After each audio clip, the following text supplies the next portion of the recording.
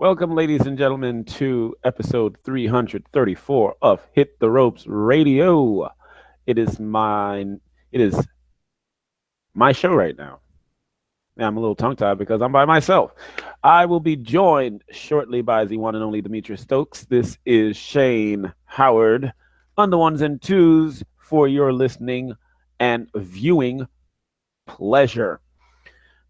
Excuse me, as we come off of WWE Payback and we are getting closer to WWE Backlash.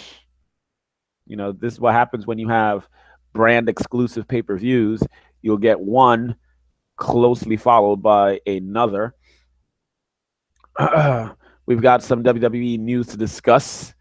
We'll recap some of the pay per view happenings, the recent episode of Raw and SmackDown. There are some good things that we can mention. A little bit of NWA news for those who still keep up with that promotion entity, if you will, and we've got some non WWE, TNA, NWA news, but this is a guy who wrestling fans are familiar with, and that is the one Sean X Pac, 123 Kid, Six Pac, Waltman. So we will get to all of that within this hour. If you're curious about the weird title, Drugs and Yeast Infection, it will all make sense once we dive in. But let me take this time to just simply say I am loving the continued success of the one Alexa Bliss. Before anybody else can jump in and say their piece, I am loving the continued success of the one Alexa Bliss. You know, the first woman to be SmackDown Live and Raw Women's Champion.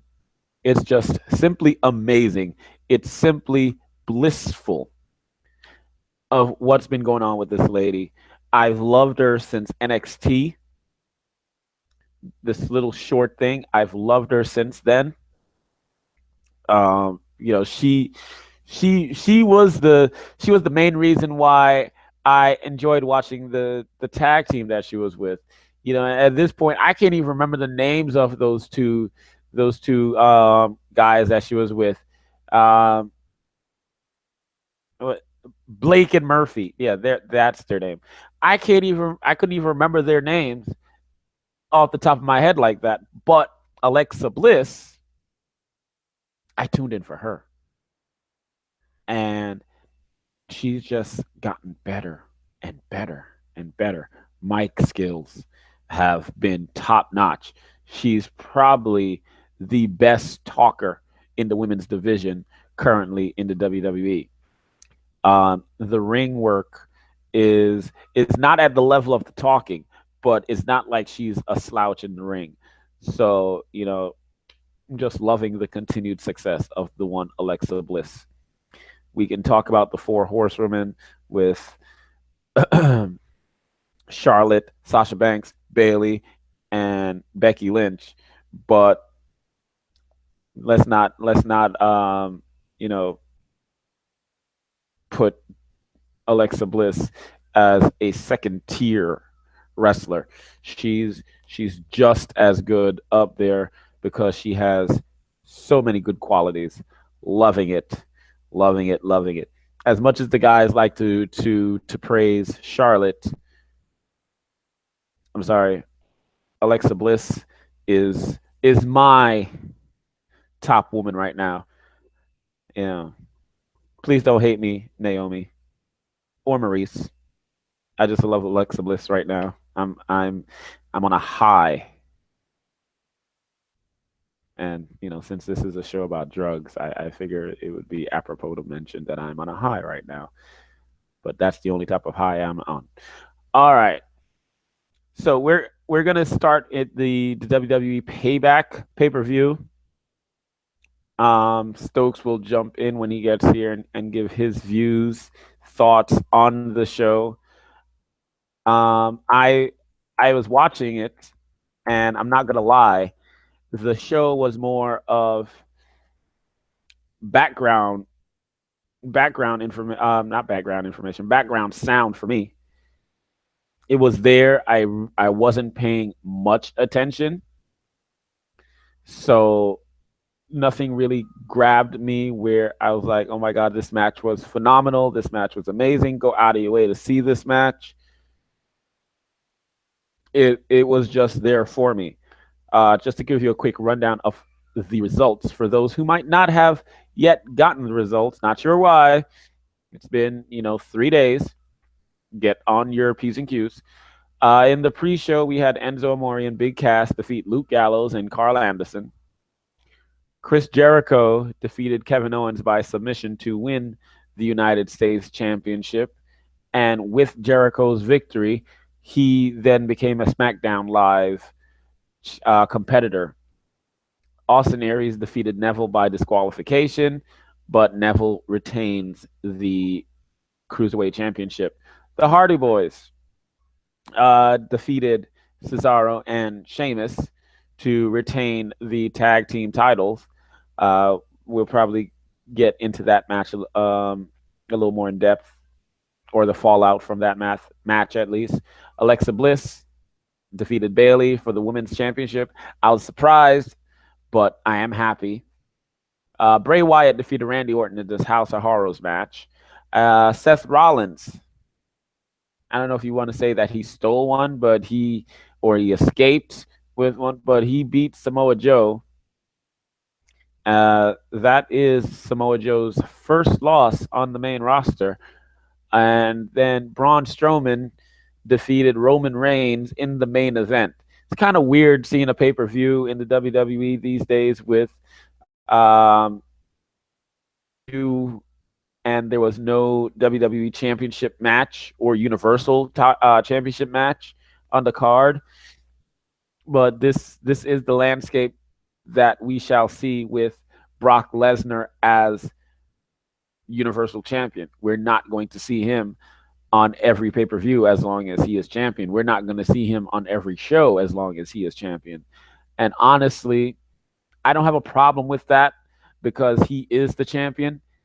He can show up when it counts. It's a little a hark back to the territory days where you're not going to see the world title holder or your world champion not win, but wrestle every local show. He will have a big match with they are leading up to, and that could be months out where we're building to this one match. At this present time, Brock Lesnar looks like he is going to see the big man Braun Strowman in his rearview mirror, and that is a match I am looking forward to. It's crazy that a year ago I would not want to see Braun Strowman wrestle, anybody. I wouldn't even want to see Braun Strowman thumb wrestle somebody. But what they're currently doing with this guy is akin to what they've done with Alexa Bliss, where they have done a wonderful, masterful job in creative to present these two individuals as the wrestlers that they are. And this is no slight on the wrestlers themselves. I'm sure Braun has put in the work. Alexa has put in the work. We've seen Braun show some amazing athleticism for a man his size. So it's not as if he has not done any part in this, but creative has done a great job. It really makes me wonder why other wrestlers can't get this same treatment. Not to say that all of them should be this one man wrecking crew like Braun Strowman, but it seems like there's a whole lot of thought put into how they're going about presenting this guy. They're being very strategic with if he loses, how he loses, who he loses to, how he's going to look against this guy, how he's gonna fare in this matchup or in this confrontation. And we don't see that with everybody. It's like it's a completely different creative team that is doing Braun Strowman compared to everybody else. I am not entirely sure how that is working, but they need to find the same people who are doing Braun Strowman. They need to be doing something for Sami Zayn and Dolph Ziggler. My gosh, they need to do something with Dolph Ziggler. Present him in some way where it's entertaining. It's worth watching, and it's not just, oh my God, this guy really sucks when he's not wrestling. So that's a little mini rant on the creative, because again, they're doing some good stuff. There are some good presentation of wrestlers, but it doesn't make sense that we can't get this across the board. Maybe I'm missing something. Maybe more blame should be put towards the wrestlers. I'm not sure, but I can only think that when you see some guys who are just trading wins with people, that's not really helping build them to any level, or when they're getting crap lines to say on the microphone, that doesn't do them any service either. So more power to what's going on with Braun and Alexa Bliss. To stick with the WWE pay-per-view Payback, Chris Jericho winning the United States Championship and coming over to SmackDown. That match result took many by surprise, because we all knew that Jericho was going to go on tour with Fozzy. So a lot of people had this foregone conclusion that Kevin Owens was going to somehow get out of this with his title. It didn't happen. So a lot of people were just shocked, like, okay, but Jericho's leaving. Why did they bring him over to SmackDown? What's the point of that if he's still going to go on tour with Fozzy this Friday? What was the point? First of all, I thought that the move was just to keep people on their toes. We all expected them to go left. They went right. So that was a nice little surprise. It is also a nice gift, if you will, to Jericho for the great work that he's been doing. A reward, because Jericho has been doing having a phenomenal run as of late. I'm sorry, reading Mr. Brown's comments in the chat room. Jericho has been doing a great job. So this was kind of like a little reward. Like, here you go. And we know you're going to go out and do your Fozzy thing, but here's a little reward for the hard work and the tremendous attitude that you have had this current run, which is, to me, one of Jericho's best runs ever. But if you watch SmackDown, he did lose the title back to Kevin Owens. Kevin Owens did injure him as a way to write him off.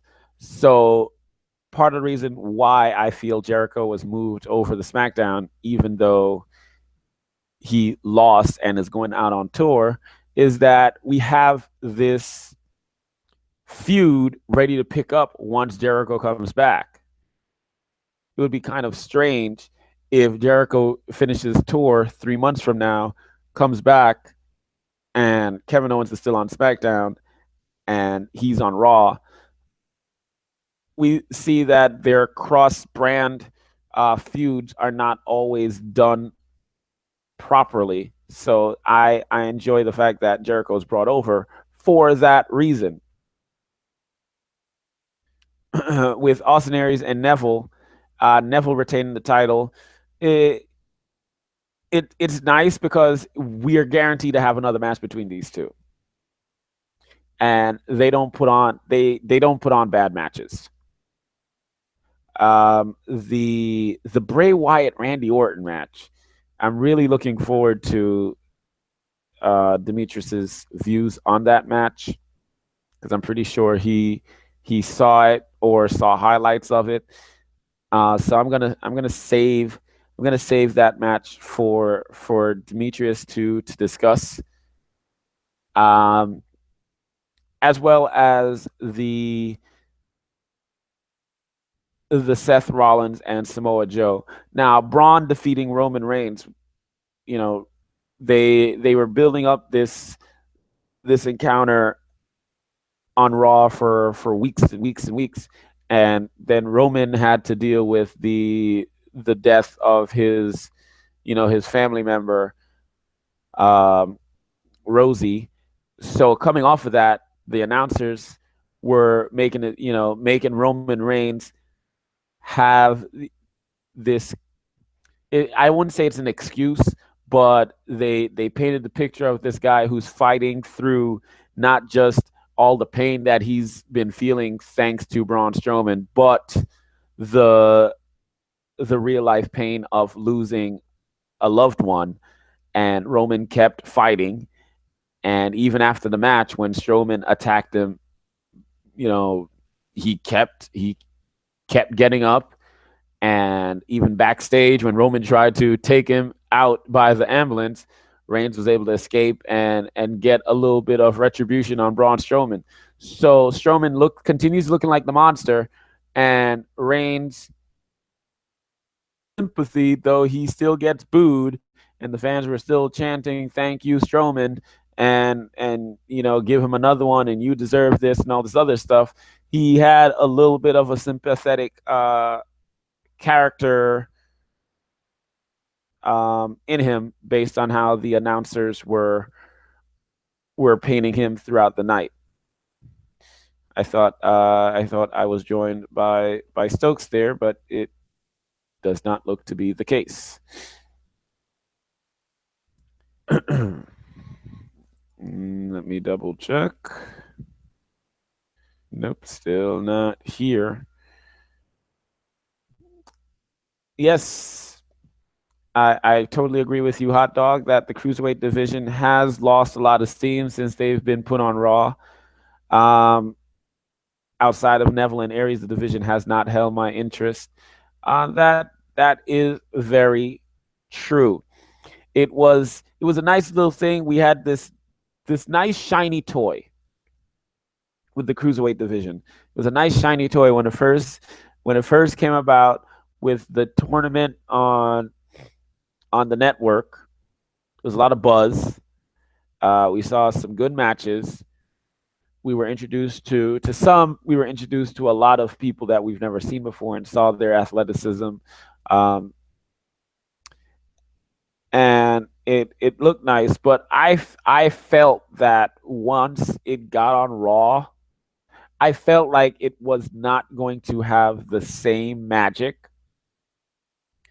And here we are months later, and I totally agree that it's lost a lot of steam. It is definitely not the same. I just think that part of it is the presentation of the cruiserweights. They're a completely separate entity on the show. Now, we know the women and the men, they tend to have them separate, as separate entities. The women are going to have their feuds and their matches and everything, and the men have their feuds and their matches, and there'll be, the occasions where a woman and the man will have some kind of interaction, whether it's a love triangle, or managing whatever. In the case of the Miz and Maurice, wherever Miz is, Maurice is there. So we have those, but then you have the cruiserweights who are male wrestlers, but they don't interact with any of the other male wrestlers that are not in their division. So it's like we're suddenly transported to a different show when we see those guys wrestle. They changed the ring ropes and all this other stuff, and it's just like, okay, we've now tuned into 205 Live suddenly on Raw. So a lot of it is the presentation. If we can see some of the guys interact with the actual rest of the Raw roster and not just with the 205 Live guys, because we see them every week on 205 Live anyway. You know, perhaps start having the cruiserweights integrate with the rest of the roster, or the rest of the roster integrate with the cruiserweights. You know, maybe one of the cruiserweights gets punished, so he starts fighting these non-cruiserweights, something. But other than Austin Aries and Neville, it's really just a snooze fest. I'm tired of handle. Can you handle it? I've handled it. I'm tired of it. I'm no longer dancing with Rich Swan and Noam Dar and his Alicia Fox stuff. It's just sleepworthy for me. But Mr. Stokes is here. I see. Finally, finally. Yeah, I see the heavenly lights behind his That's head because right. it's so dark. That's right. The my excellent lighting, indeed. Yes. Indeed. All right. Well, Yeah. what you have missed so far, I quickly ran over the results from the pay-per-view. Hmm. I gave my thoughts on Alexa Bliss winning. I gave my thoughts on Chris Jericho and Kevin Owens, and we were just doing some cruiserweight talk. I wanted to hear your thoughts on a few matches. Uh, Okay. first, first with the Bray Wyatt and the Randy Orton match with the House of Horrors. One, was it what you expected? Did you like Uh. it? Okay. And well, I guess my third question would be answered by my second question. Would you want to see it again? Oh well, I'll answer the last question first. No, I would not want to see it again. So what was it? What I expected? I did expect like a. I didn't. I actually did not expect it to take place in an actual house. Like I knew it was called a House of Horrors match, but I actually thought it was gonna be some type of gimmicky thing in the ring with with weapons and that type of deal. So it definitely wasn't what I anticipated. When I saw him like driving up to a house, of course, I immediately thought about kind of some of the stuff that the Hardys did when they were in TNA with the final deletion and all that type of stuff. So I was like, okay, they're kind of biting off of what the Hardys did. Then he approached the house, and the house was kind of creepy looking. So I was like, okay, I'm going to give it a chance. And they're fighting in the house, and it was cheesy and gimmicky, and I'm like, okay, maybe somewhat tolerable. But then when they got to the point where like Bray Wyatt gets in the limo and it's like, driver, take me to the arena. And then next thing you know, you hear Seth Rollins music playing. I'm like, wait a minute, is that it? Is the match over? So it's the first time that I can recall like a to be continued match, like mid show like that. It was kind of weird. So did I like it? No, it wasn't. It wasn't very good. It's set up, I guess, what it needed to set up with Gender and the Singh brothers kind of having their interfering and costing Randy Orton to kind of build Gender up a little bit more. But the whole match was, man, when it comes to gimmick matches, that might be amongst one of the worst of all time for sure. Okay, so between the House of Horrors and Mm. The Punjabi prison match, which one would you rather see next? Probably, oh gosh, you're making me choose. Probably the House of Horrors match. If I had to pick one, the Punjabi prison was, yeah, no, Because because knowing the WWE and how they are sometimes overtly stereotypical, with yes. Jinder Mahal You think there currently, might be one again? I mean, it wouldn't be shocking. It would Yeah, not be shocking. yeah, you're right. But you got to think too. There's also the chance that you might see a House of Horrors match again because Bray Wyatt's probably not going anywhere anytime soon. So will that become his casket match, if you will? Undertaker has several casket matches. Let's pray to God not. I But hope not. yeah, yeah, I hope it not. was bad. It was not good. Especially since he's now going up against Finn Balor, so we have Bray's supernaturalness and Yep, Finn's demon stuff. the We demon we stuff. probably we probably have like a demon of hell in a cell match next. Something like that is coming soon. So I'm pretty sure I'm 100% positive that's why WWE played it that way with Okay. pairing Bray up with Finn Balor. All right. Now with the Hardys defeated Cesaro and Sheamus, Hmm. and for the past couple weeks we've been seeing like they're showing this, you know, good sportsmanship after matches and all this. Then we saw it happen on Sunday, but then after the match, Cesaro and Sheamus turns and attacks the Hardys. So now Sheamus and Cesaro are the quote unquote heels.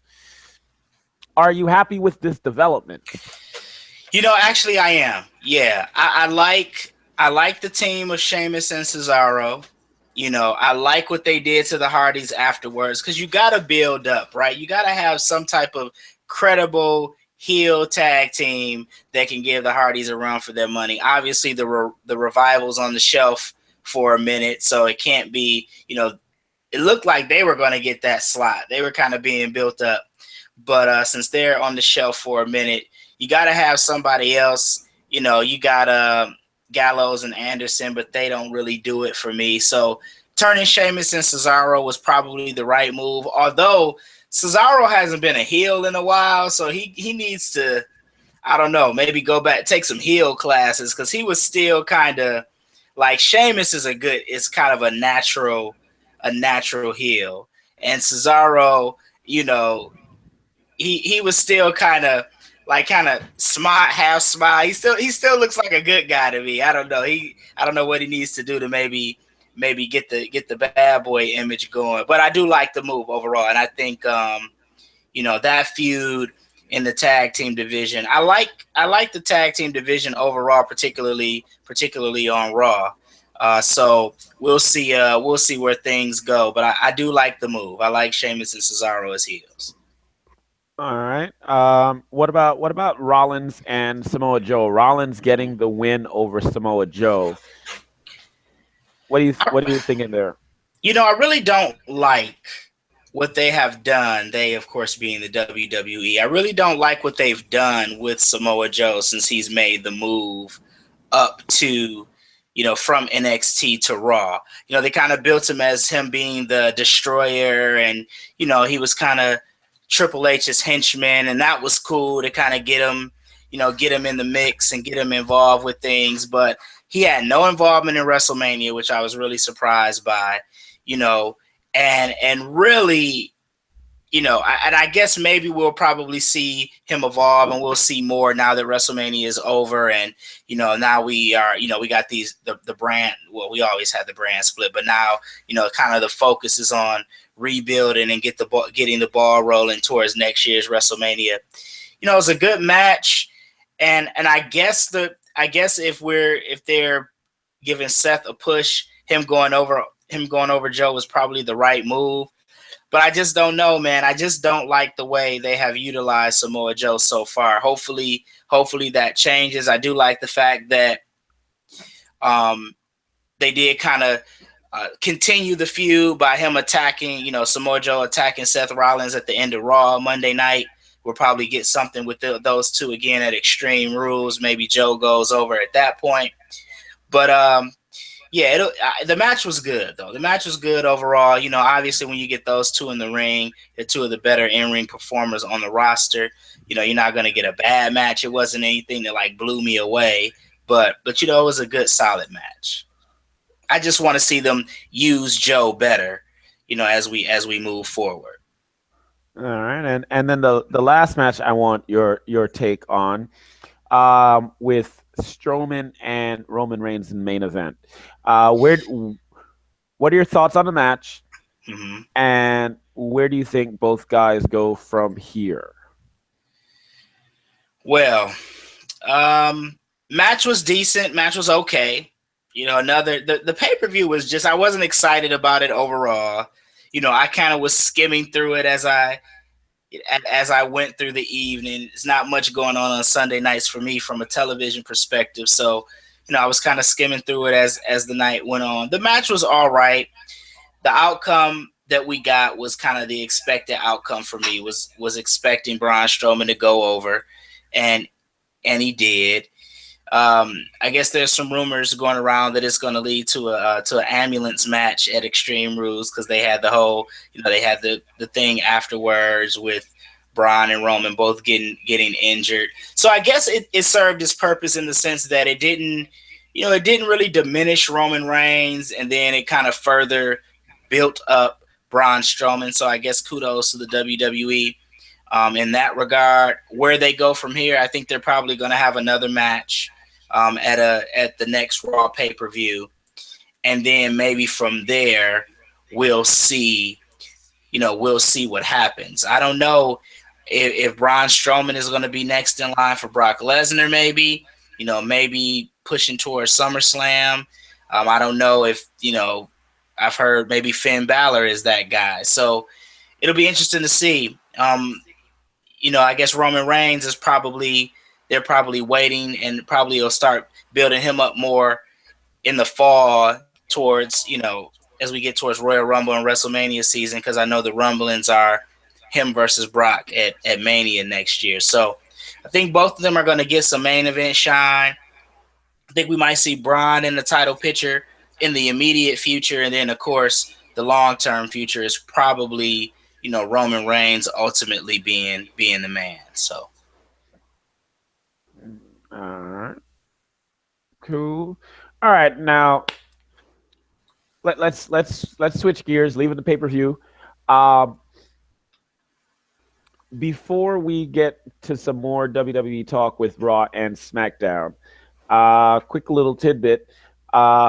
Because you are the elder statesman, you're probably more knowledgeable about this entity, but the NWA. wait a minute. I somewhat take offense to that. You old man. You know what the NWA is. First of all, the NWA. I'm going to set the record straight real quick, Shades, that you threw me out there like that. And then I'll let you get back to your point. The NWA, when I was growing up, for the most part, was a Southern thing, kind of a Southern promotion. So I really was not a huge NWA guy coming up. Of course, I knew what it was. I knew some of the guys that were there, but I'm a Midwest guy, so it's always been WWF, now WWE for me. But yes, I'm older, so do I know what the NWA is and not the rap group? Of course, yes, I do. I know the rap group Okay, too. well, If that makes you feel better. I mean, they were back in the day too, so your old behind would know them. Doesn't help you out, That but didn't help me out at all. so the news came out that there was a sale between Right. of the NWA, which now the former TNA Impact Wrestling Billy Corgan, he has now control. The NWA was sold to him, something along those lines. I don't have the full details. I know we were talking about it, so I thought maybe you had some more details on it than I do. Uh, well, not much. I pretty much know what you know. There hasn't been a whole lot of details coming out in terms of kind of what Billy's plans are for it. Other than that, he's purchased all like the trademarks, the naming rights, the titles, and all of that. I know we were talking about it, and Darius was talking about how pretty much over the course of the last several years, it's been pretty much dormant. That being the NWA. So it'll be interesting to see how Billy Corgan rebrands it. I'm trying to see if we can get any if I can get any news here. Let's see. I do have some information. Let's see. Yeah, Billy just basically says he's very excited for the future of the National Wrestling Alliance. And this is I guess Bruce Tharp is, I guess, Billy Corgan's partner. So they've agreed in principle to both buy the NWA. Billy, of course, is a fresh face to wrestling. They say he's an extremely successful businessman and has a deep admiration and respect for the NWA.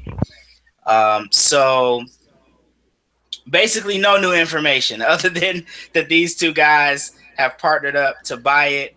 They said over the next few months they're going to be making some more announcements, and they're very excited about the future of the National Wrestling Alliance. Corgan did not purchase any footage of old wrestling matches or events in NWA, so the NWA on-demand streaming service looks to be something that's going to continue. That was not a part of the deal.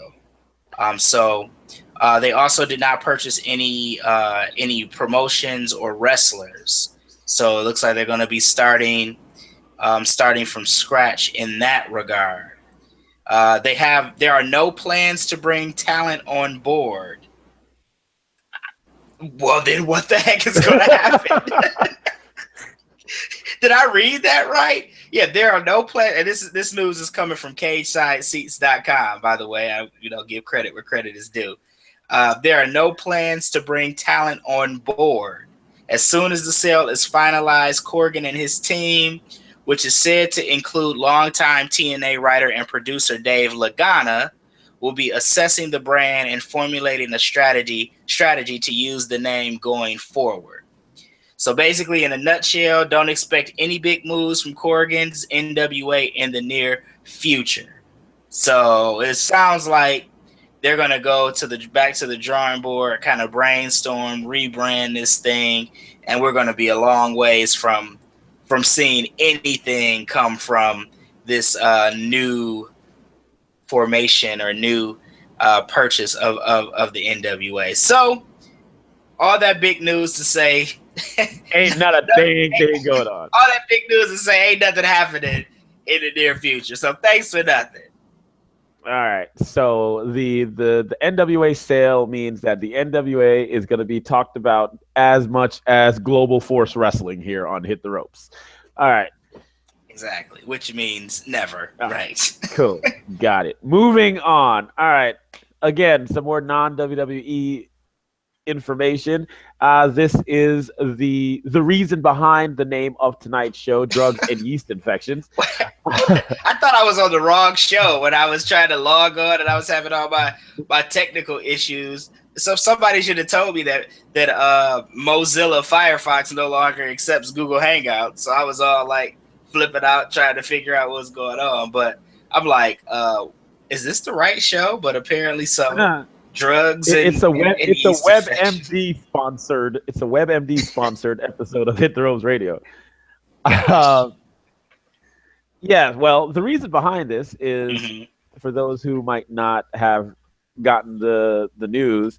Sean Waltman, aka X Pac, was apprehended in LAX a few days ago because he's on the Border Patrol and Customs watch list for narcotics. What? He's on the Border Patrol and Customs watch list for narcotics. Seriously. What is this guy smuggling into the states, man? Come on, X Pac, Well, get it together, bro. he says he says that this is all fabrication. That when he was being held, he was smiling the whole time because he knew the truth was going to come out. But they caught him with what they said meth. They said it was meth. It was not meth. What he said, what he had was I can't remember the actual medical term that he claims that he was using, but basically what he was caught with was something for a yeast infection that he's had for the last year. It's always funny when I hear guys who have yeast infections or breast cancer. Like I know it can happen to dudes, but it's all Wait a those minute. It's not. two are. It's not funny when a guy has breast cancer. Come on, Shay. I'm I know what you mean. It's just abnormal, right? It's more common right. in ladies. I hear you. I hear you. So he said that that's why he had those pills. Now, if was meth there, it's because they planted it there. They being the people who apprehended him.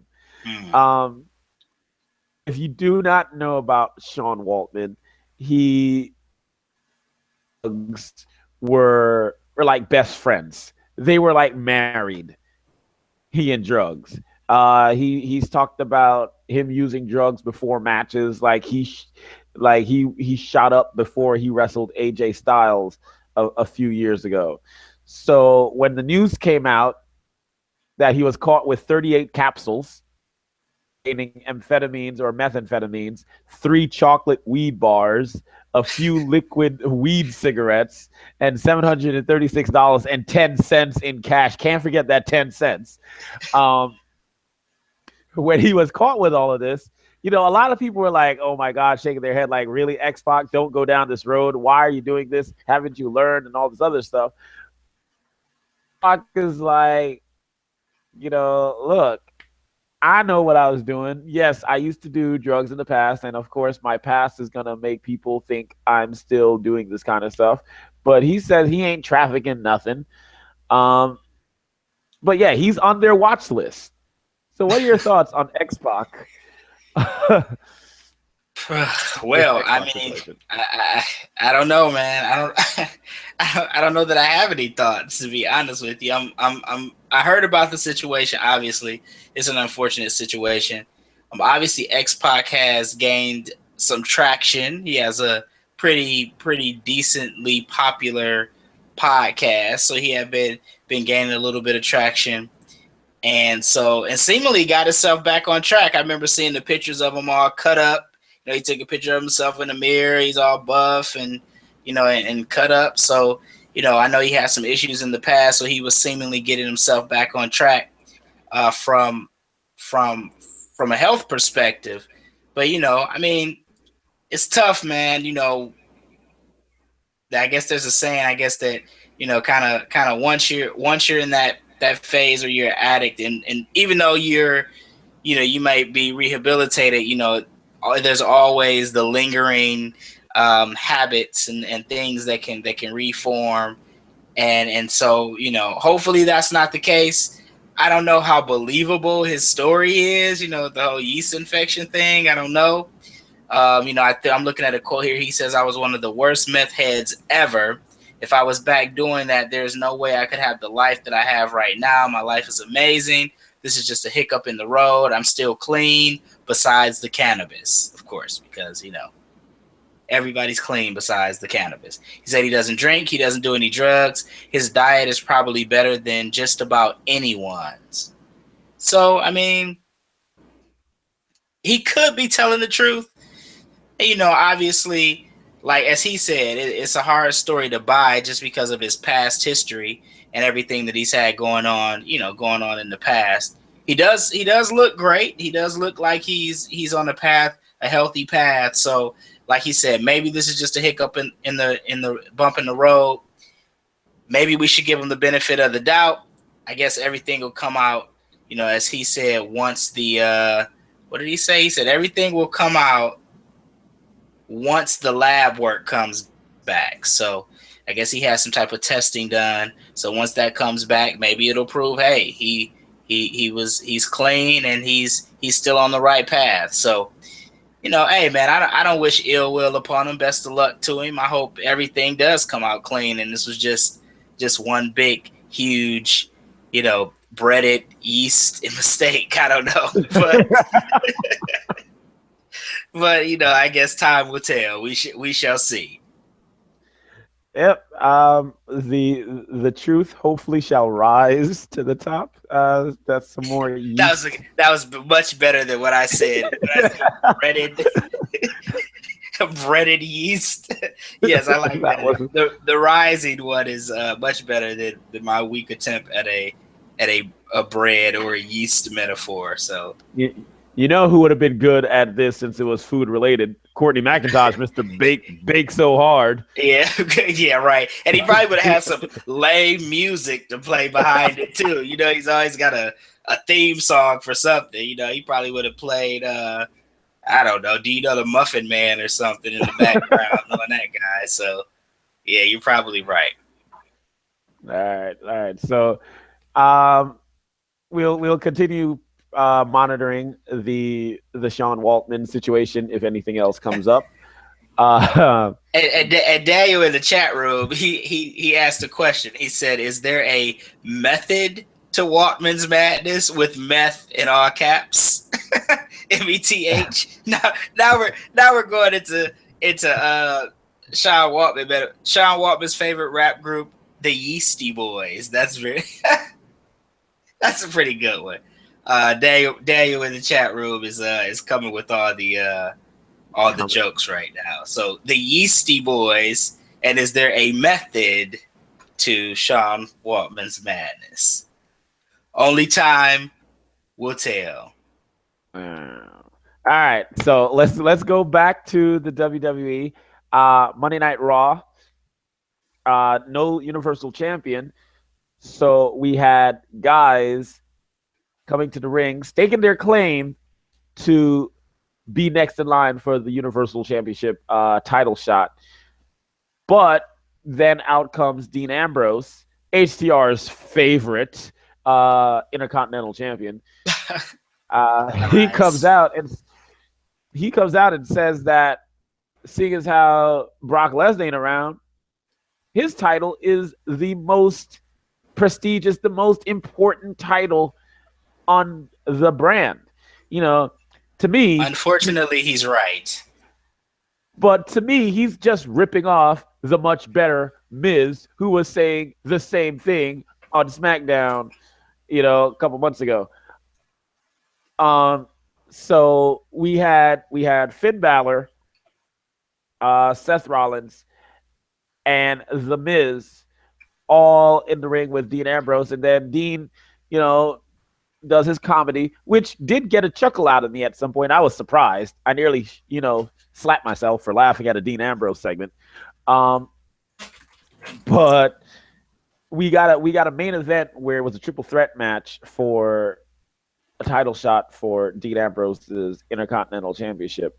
How did you like the match, and how did you like the outcome? It was probably the most interesting thing that happened on Raw, on Monday. So all in all, it was decent. It was good. it kind of played out. I like the fact that they continued on the, as I stated earlier, the Samoa Joe, um, Seth Rollins path, and then Bray Wyatt kind of teased the feud with Finn Balor while he was still kind of involved with Randy Orton. Now that that's over, he's kind of come out full fledged, attack Balor, and then of course, then the Miz and Ambrose get to continue their feud. He got the cheap win, in nice heelish fashion. The Miz with the cheap win. So I thought the way that all played out was good. You got three, you enhance or build three storylines right there, between those six guys. You got, and those are all, pretty high profile, high level feuds on Raw, to go along with Braun Strowman and Roman Reigns. And you got a nice little foundation. I kind of feel some kind of way about, the marquee title being, the Intercontinental title. The fact that, Brock Lesnar is the champ and he's part time. I just don't like that, man. I mean, I understand him winning the belt. He wins the belt, fine. But if he's going to carry the strap, man, he should be on Raw more. He should appear more. But it is what it is. I like the guys that are all in the mix there. Like I said, those four kind of main feuds. And then you throw in, Alexa Bliss and maybe Bailey and whatever. So it's all good. I like the match overall. I like the build up and the enhancement of all those other feuds even more. So yeah, my thoughts on that. Yeah, I enjoyed that main event. I didn't care. I didn't care for the outcome only because I don't care about the Miz facing Dean Ambrose. I want the Miz to beat Dean Ambrose and be done with it. These guys are feuding on SmackDown. We get the superstar shakeup. They're still feuding. I didn't want to see it. I currently enjoy the Miz more than I do Dean Ambrose. But As it made as do I, and as do a lot of people. but it made sense, as you said, to establish all of those feuds, and that main event was a nice backdrop to those feuds that we're going to see for the next few weeks. Um, so now switching over to SmackDown, while the chat room talks about the possibility of a Balor Club forming on Raw. If we switch over to SmackDown, um, you mentioned while we were talking about Charlotte and her turning face. Do you think she's actually face though? Do you think she's actually a good guy, quote unquote?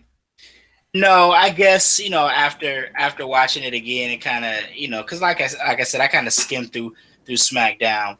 I know our homeboy, our good old buddy AKD, kind of talked about it too on Twitter, where he kind of talked about he Charlotte's kind of playing this kind of like tweener role, if you will, where she's kind of neither heel nor face, kind of like the role that Stone Cold Steve Austin was supposed to play, even though I mean, the roof blew off every time he came he came out. Like they always was like, well, he wasn't really a face, and I'm like, well, the crowd thought otherwise for like 12 years, but I kind of think she's playing that middle role, kind of that tweener role. So it'll be interesting to see what they do because.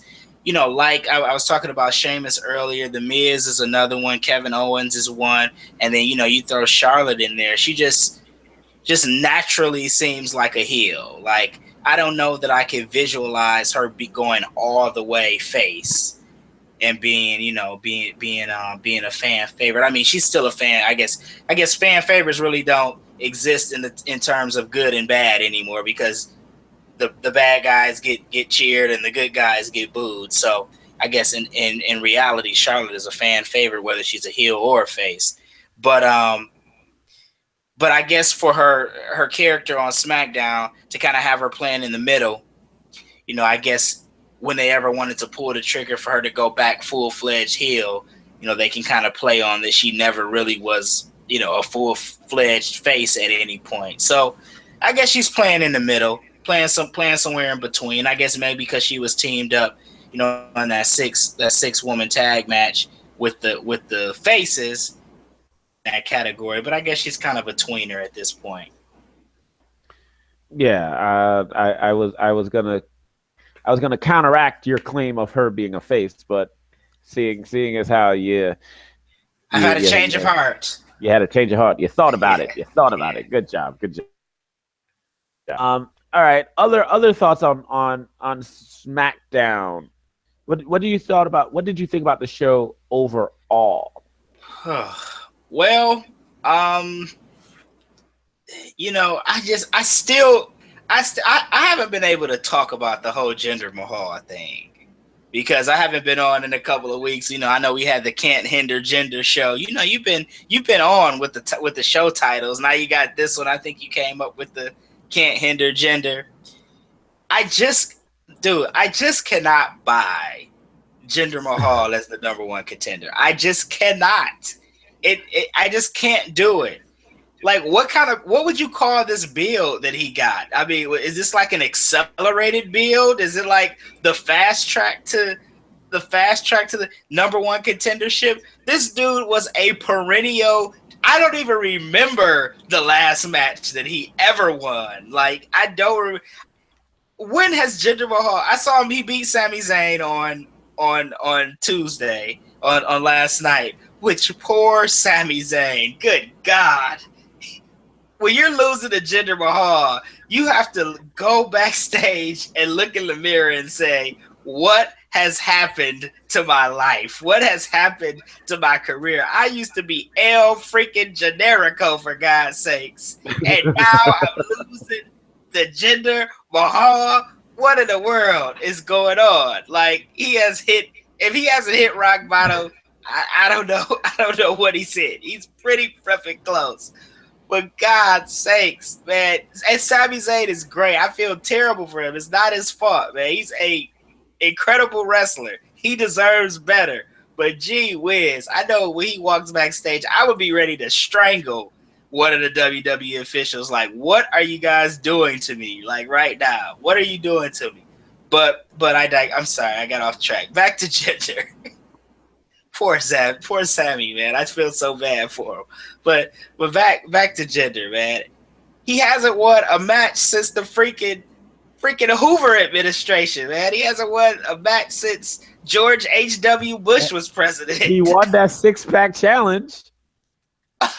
Okay, that was his first win, and like, has he won a match this decade? Like, who wins two?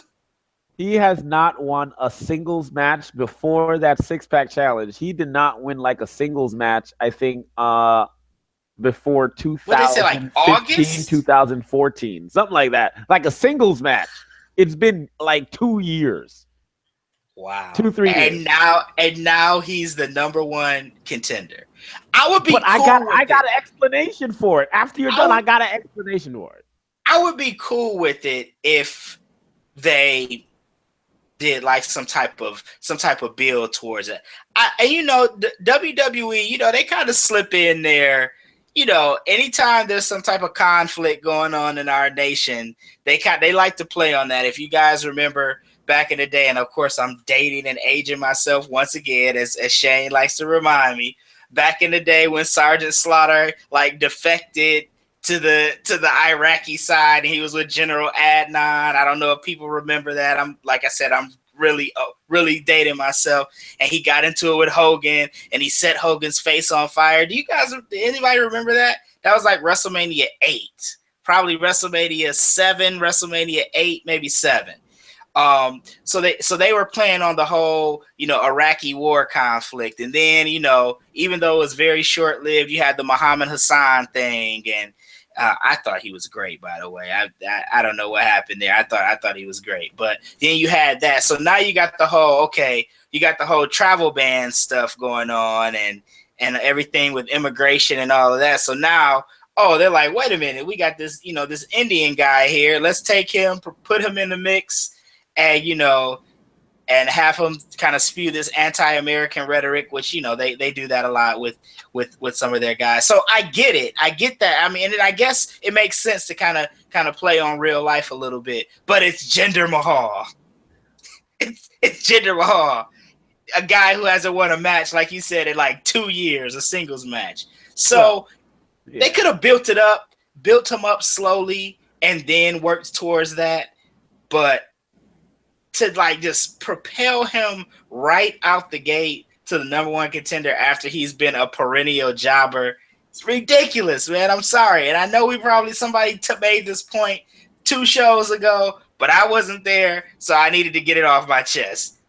You got it, Shay. Take the floor. All right. Well, just for some clarification, so I can stop speaking in hyperbole.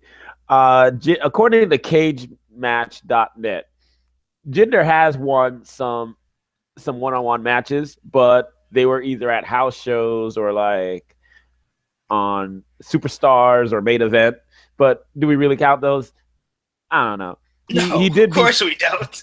Who watches Superstars? Okay. All right. Cool. Now, just to share with you guys something, Jinder has had 656 total matches in his career, according to Cage Match. He's had 656 career matches. Of those 656 career matches, his total number of wins, 167. His total number of losses, 482. And he's had 7 draws. So his winning percentage is 25.5%. And we're supposed to believe that he has any chance of being the next WWE World Champion. A guy who's won 20. Daniel Price says Jinder Mahal is the Cleveland Browns of the WWE. That is an excellent analogy. If he would have said the Detroit Lions, I would have disowned you, Daniel. But you would have said the Lions, I would have disowned you, bro. Listen. Since we're talking sports, what happens when you have a team who has such a low winning percentage? What happens at the end of the season? What happens? They go home.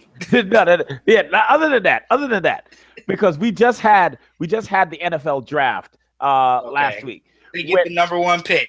Exactly. So Jinder has been stockpiling. Jinder's been stockpiling. I'm trying here. He's been stockpiling these number 1 picks. So his first round pick, the Bollywood boys? Did he take his 2 number 1s and draft the Bollywood boys? No. Jinder is a team within himself. He's been drafting these number 1 picks, these high first round picks. Building himself up, getting better, hitting the gym. He's just getting, studying film. So this is all part of his first round picks because he's always getting first round picks. He's always getting the ping pong balls going his way. So now we have the superstar shakeup, and suddenly this team that was winning 25% of their matches the year before, who was finishing as the 12th seed in a 16-team division, suddenly they're making the playoffs. Suddenly we had the Charlotte Hornets a couple years ago who are laughing stock, and then Sam Clifford or Steve Clifford comes around and they start playing ball and they're making the playoffs a couple years in a row. You got the Boston Celtics who was stockpiling all these picks, and what happened this year? They're number 1 in the East. This is what Jinder was doing. I'm sorry, Jinder was stockpiling his picks. He was losing, but he had a plan. We just had to trust the process. We had to trust the process. Yes. He's the 76ers of the WWE. Trust the process. You know what, man? I gotta give you an A for effort on that one. Even though you mad reaching on that, I gotta give you an A for effort. I got to. But I guess we'll see what happens. Now, if he wins the title, nobody expects it to happen. Remember when Cena and Sheamus wasn't even on a level as bad as Jinder Mahal. But remember when Sheamus fought Cena in that table match, and nobody thought Sheamus had a chance to win, and then boom, he won the belt. Like WWE would really have to shock everybody, and I don't think that they would. Do you think they'll actually put the title on Jinder? I can tell you, Darius and I are hoping so. I can I mean, tell you, I would. Darius and I. At this point, I would love for it to happen just to bring some credibility back to Sami Zayn's career, because it's pretty much shot at this point. At least he can say, well, hey, at least I got pinned by the champ, But it would be hilarious if it happened. I just don't know, man. You can't. They're not going to take the belt off of Randy after a month. It's going to be that pay-per-view is that pay-per-view in Chicago? Yep. The Backlash pay-per-view, is it in Chicago? Yeah. Oh my God. Those people will revolt. Oh, I would love to see that. Chicago is a pretty wild crowd. Anyway, they might be rooting for Jinder. Who knows? But it'll be interesting to see. As far as the rest of SmackDown, which I think was like your original question before I went all of this Jinder Mahal rant. As you can see, the rest of it was like, well, Sin Cara had an interesting ensemble. That was one thing that stuck out from SmackDown. But I am intrigued by AJ Styles and Kevin Owens. That's something that at least I don't recall them ever. I don't know if they've had feuds or in other, because was AJ Styles ever in ROH? I don't know that they've ever feuded with one another ever in any promotion. So and somebody in the chat room, I'm sure, will correct me if I'm wrong, because they are so knowledgeable. But that's intriguing. It's cool. It'll be cool to see that. Nakamura and Dolph Ziggler is intriguing. So they got a couple of things going on that I think I don't know what they're doing in the women's division, because it looks like they're trying to push Carmella, and Carmella like sucks in the ring. So, I don't know where they're going with that. But I like SmackDown. They're playing on the whole "we're the land of opportunity" thing, which I know that was a point that people made about why Jinder Mahal is where he is, and he's the number one contender because they are the land of opportunity.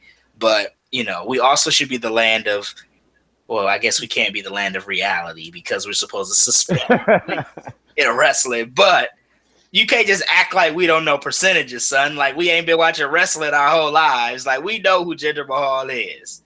Like Hot Dog said in the chat room, Coco Beware has a better win percentage than Jinder Mahal. Darius says, I need to get with hashtag gender equality. That's very good. Very clever there, Darius Brown. Don't you have something to do? You're not on the show tonight. Why are you here right now? Listen here. You brought up Sin Cara.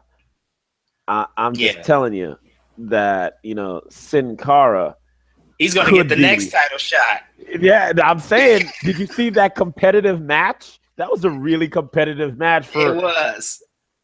Dolph Ziggler was talking about, watch me go out there and do this work, and then he almost lost to the dude. Watch out for Sin Cara. Land of opportunity, baby. You got Jinder, you got Sin Cara. Who else? James Ellsworth. Hey, don't count him out. He might be in the mix once he, gets there with Carmella, help him catapult her to the women's title. So we'll see. But SmackDown overall, both shows were just okay this week. Nothing. We're kind of in that lull right now where it's kind of like WrestleMania is over. You like come off this tremendous high, and then they're trying to kind of reestablish and lay the groundwork down for new stuff as they build up, over the course of the next year. And that part of the year always kind of sucks to me. Then we kind of see it build up as we get closer to SummerSlam. Things start to pick up. And then it seems like in WWE, like once SummerSlam on seems to be like, the fall is usually okay. And, you get the Royal Rumble and WrestleMania. And then like between SummerSlam and WrestleMania and SummerSlam, it kind of sucks a little bit. So I think that's kind of where we are right now. Yeah, I totally agree that we're in the doldrums of the WWE creative landscape when it comes to the entertainment that we get on the show. Probably why not in addition to the NBA playoffs, it's probably kind of why the ratings are dropping as they are. Yeah. But, I tell you what is going to bring the ratings is us trusting the process. Yeah, maybe so. Trusting the process is going to bring the ratings. You Just know, watch. People are going to tune gender. in. People going to tune in and be like, really? Jinder Mahal? Jinder? Yeah, I Yes. was gonna say Jinder equality. no, they definitely they're trying to establish themselves in India, and he's probably the face of all of that. So I get it. I understand the branding and the marketing and all of those things. I get why they have to do some of these things, but oh boy, I mean, I don't know. I don't know. As Hot Dog in the chat room says, SmackDown is the land of opportunity for everyone except Sami Zayn. Of course. So poor Sammy, man. Um, we'll see. We'll see. All right. Well, ladies and gentlemen, as we prepare to sign off, I'm going to leave you with one last bit of a homework, if you will. I am a teacher. Oh I boy. am asking you all out there in HTR Nebula. Um, remember that? We used to call ourselves the HTR Yeah, Nebula. the Nebula, right, right. We're asking you all, I'm asking you all to vote yes on Prop 8 for gender equality. That is your homework. Vote yes on Prop 8 for gender equality. My name is Shane. That is Demetrius. This is Hit the Ropes Radio. You can find us on Twitter and Facebook. Don't forget to download this show and all our other shows on Google Play, iTunes, Castbox, Stitcher, wherever you get your podcast. Find us there. Tell a friend to tell another friend, and we can all be friends. And we'll see you next Wednesday, same time, same place. Get your yeast infections cleared up, people. Oh my god. And remember, vote no on gender equality. Vote hex to the no on gender equality. All right. Good night, ladies and gentlemen.